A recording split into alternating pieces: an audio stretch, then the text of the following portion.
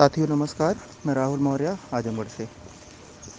दोस्तों, जैसा कि आप लोगों को पता है कि हम लोगों का लिस्ट जारी हो गया, चयन सूची जारी हो गई और इसमें जितने भी भाइयों का सिलेक्शन हुआ उनको बहुत बहुत बधाई हो। और अब अगला समस्या जो स्टार्ट हो गया है, देखो एक समस्या ख़त्म होगी, अगली समस्या शुरू हो जाती है, ये तो प्रकृति का नियम है। अगली समस्या काउंसलिंग डेट और जॉइनिंग लेटर, तो वो भी 2-4 दिन के अंदर प्रक्रिया पूरी हो जाएगी। उम्मीद है कि बुधवार तक ज्वाइनिंग लेटर मिलने की संभावना दिख रही है।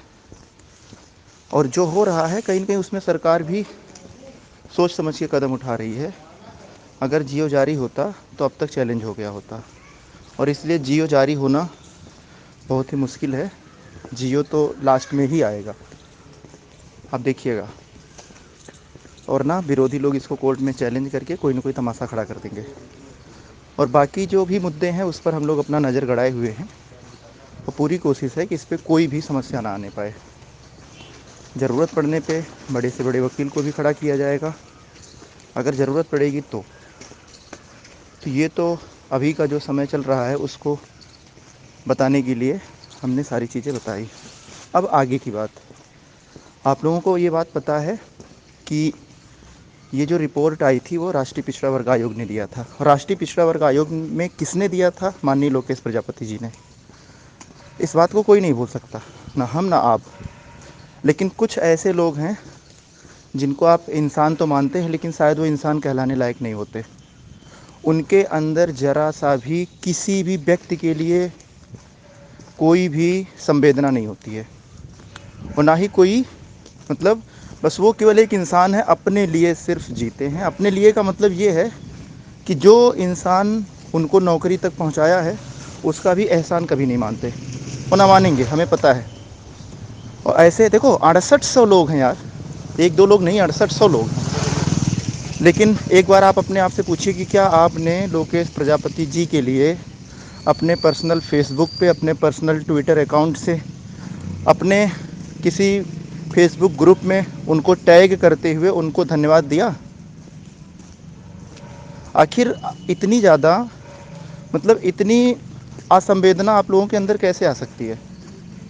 जो इंसान पार्टी में रह करके पार्टी के खिलाफ सच्चाई से लड़ा, उनका जो है इसी मार्च तक कार्यकाल ख़त्म हो जाएगा और उसके बाद आपको पता है कि वो बीजेपी में क्या रह जाएंगे। उस महान पुरुष के बारे में एक बार आप ज़रा विचार करिएगा बैठ करके कि जिस दिन उनका कार्यकाल ख़त्म हुआ, ना तो वो विधायक हैं प्रेजेंट टाइम में कहीं के, ना तो सांसद हैं, फिर वो क्या रहेंगे उस पार्टी में? एक कार्यकर्ता ही तो रह जाएंगे। तो यार उस महापुरुष को आप लोग क्यों नहीं मोटिवेट कर रहे हैं?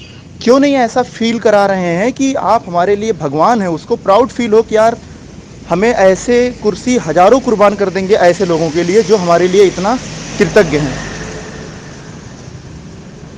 यार मित्र, बहुत आप लोग बहुत बहुत बहुत ज़्यादा आप लोग जो है शर्मिंदा कर रहे हो।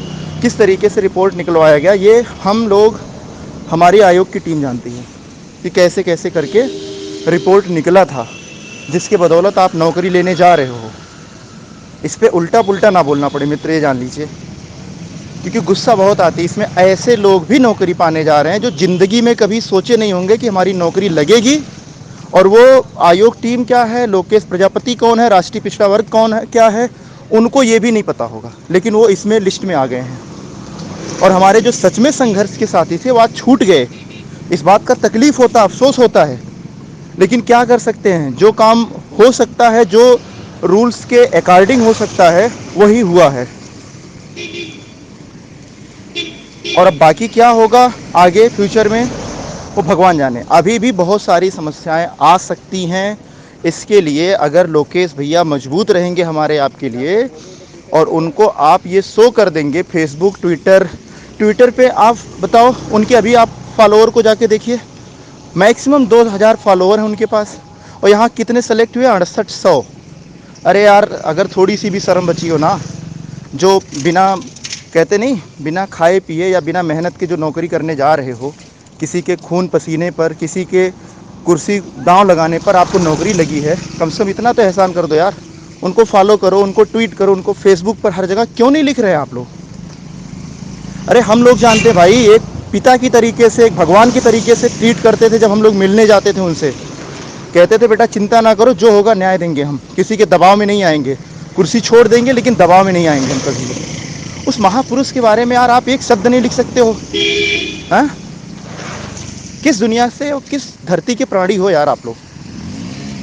अगर थोड़ी सी भी शर्म बची है तो इस ऑडियो को जितनी ज़्यादा आप, जितने लोग सेलेक्ट हैं, हर व्यक्ति तक आप पहुंचाएंगे, या आपकी जिम्मेदारी है, सुनने के बाद आप उन तक पहुंचाइए और उनसे कहिए कि यार देखो, इंसान सभी हैं, इंसानियत हर किसी के अंदर है, चाहे 1% ही हो लेकिन है।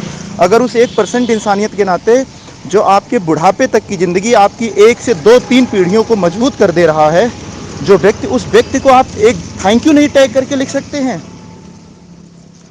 सर